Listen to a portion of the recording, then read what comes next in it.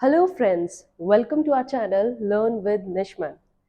Today, I'll be discussing with you why to opt commerce after class 10th. क्या होता है बच्चे, during the class 10th, most of the students face the problem of what to choose after 10th. Some students who are already focused, they have set their goals and they choose their streams accordingly. But बहुत बच्चे ऐसे होते हैं, those who face the trauma of choice, right? So today I'll tell you in this session that why to go for commerce. First thing bache, you should have a clear direction. Whether you are taking non-medical, medical, humanities, commerce, if you have a clear direction, you can go for it. And if you want to choose commerce, then why is it so? Very first is there is diversity of subjects. Commerce में आप क्या पढ़ने वाले हैं बच्चे? Finance, accountancy, business studies, economics. कोई भी subject आपका 10 से रिलेटेड नहीं है। जैसे आप प्री क्लास में स्टार्ट करते हैं, it's just start from A B C. The same thing will be in commerce. आपका बिल्कुल एक न्यू कंसेप्ट होगा, न्यू सब्जेक्ट होंगे। तो ये बिल्कुल भी बर्डन लेके नहीं चलना है, ओह मैं 10th वाला अपना कैसे कंटिन्यू करूंगा, मेरा 10th में ये कवर नहीं हो पाया था। नथिंग। 11th में the very new concept, right? And after that there is no correlation. जो भी सब्जेक्ट्स हैं बच्चे आपके, देखिए वो प्रीवियस क्लास से तो रिलेटेड बिल्कुल भी नहीं है, but they are also not correlated with each other. तो आप एक सब्जेक्ट में अपना पूरा 100% दे सकते हैं। ऐसा नहीं है मेरा अकाउंट्स अच्छा नहीं है तो I will not go for business और economics, no, nothing like that. How? Finance होगा बच्चे, फाइनेंस में आप क्या पढ़ने वाले हैं? All about theoretical concept of money. After that accountancy, accountancy में you will study a big number of like data. After that economics, economics में क्या होता है? आपकी कंट्री के बारे में, आपका पैसा कहाँ से आ रहा है, कैसे जा रहा है, कहाँ इन्वेस्ट हो रहा है, कंज्यूमर क्या कंज्यूम कर रहा है, all this. Then in business studies it's very easy. How? Business में आप सिर्फ बिजनेस कंसेप्ट पढ़ेंगे, बिजनेस की टर्म्स पढ़ने वाले हैं, कैसे एक बिजनेस स्टार्ट करना है। तो सारे सब्जेक्ट ना आपस में रिलेट करते हैं और एक अलग अपना कंसेप्ट रखते हैं। So they have this beauty. Then after this we have commerce is the most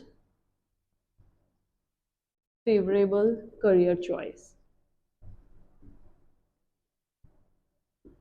How? After commerce बच्चे you have lots of scope. कैसे? You can be a CA, chartered accountant, CS, company secretary, you can go for banking, teaching is also an option, and you could be a financial advisor. So commerce करने के बाद बहुत ज़्यादा scope होती है।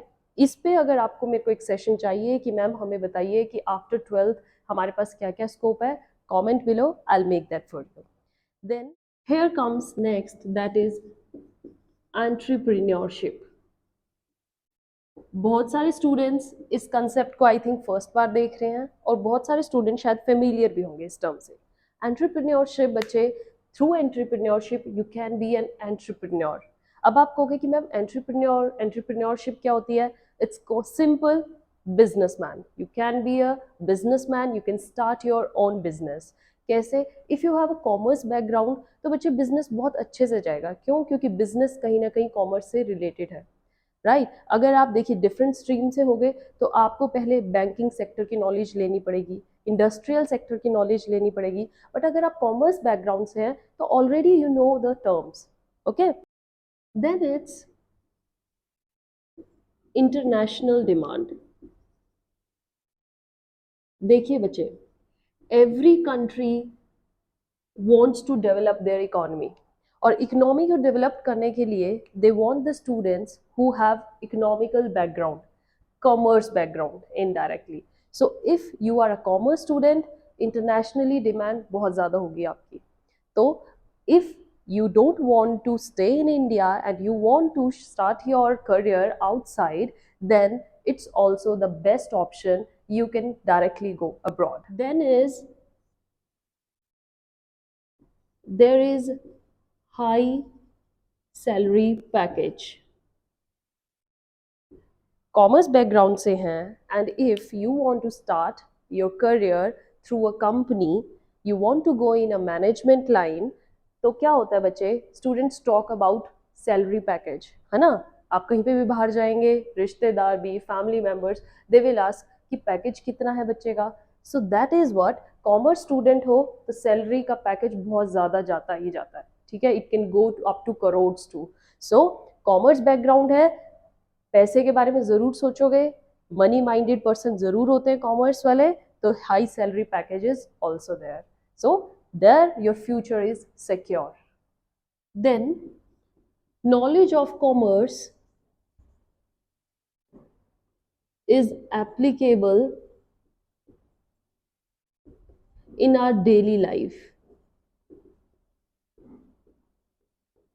Okay students, so अगर commerce की knowledge है तो आपकी डेली लाइफ में from 10 to 10 you can apply commerce.